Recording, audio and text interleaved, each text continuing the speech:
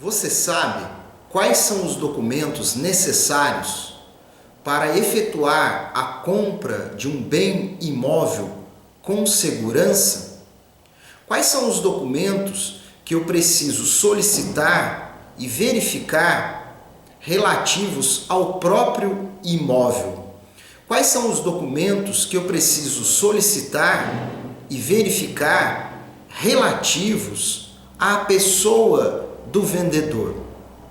Este vídeo retrata, em breves palavras, o cuidado que todas as pessoas devem ter na aquisição de bens imóveis, sobretudo para evitar que no futuro venham a descobrir que aquela venda pode até ser anulada na justiça.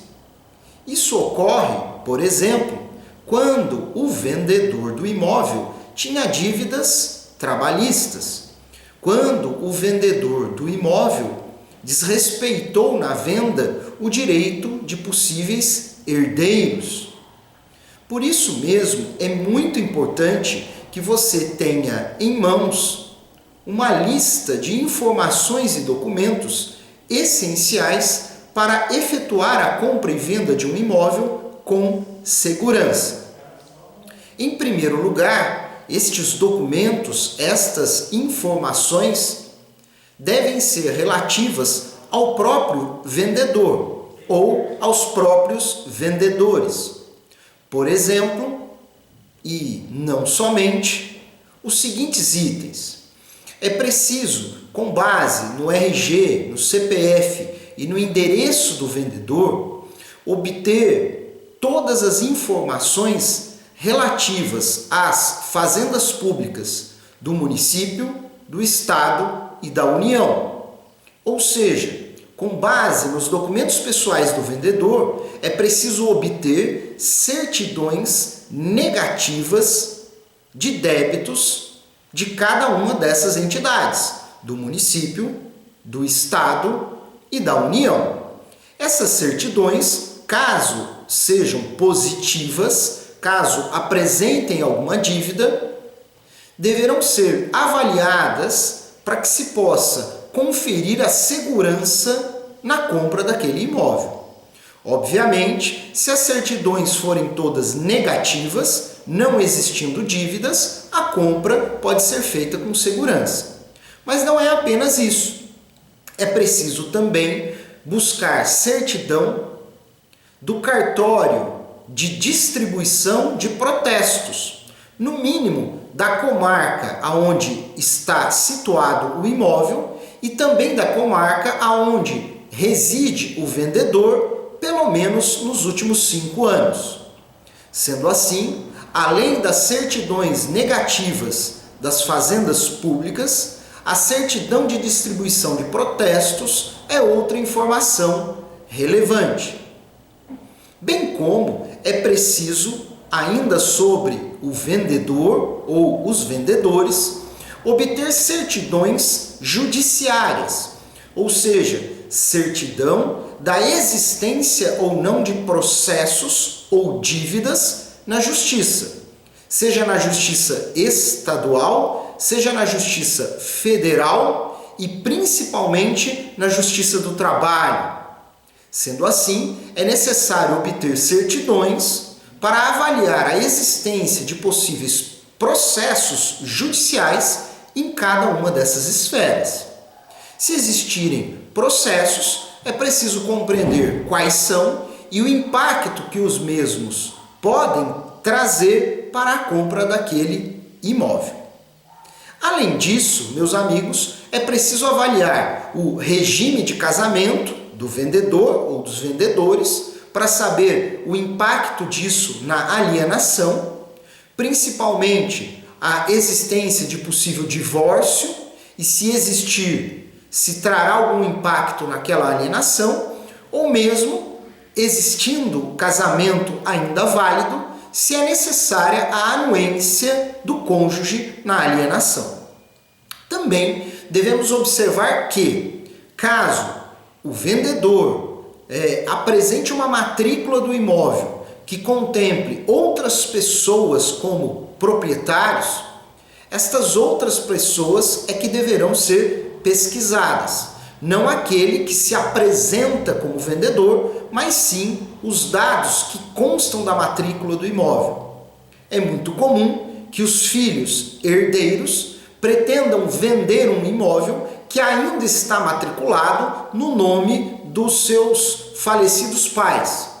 E sendo assim, é preciso, quando for o caso, compreender se houve a abertura de inventário e se, tendo sido aberto o inventário, qual foi o seu desfecho. Geralmente, o documento essencial para esta verificação é o formal de partilha.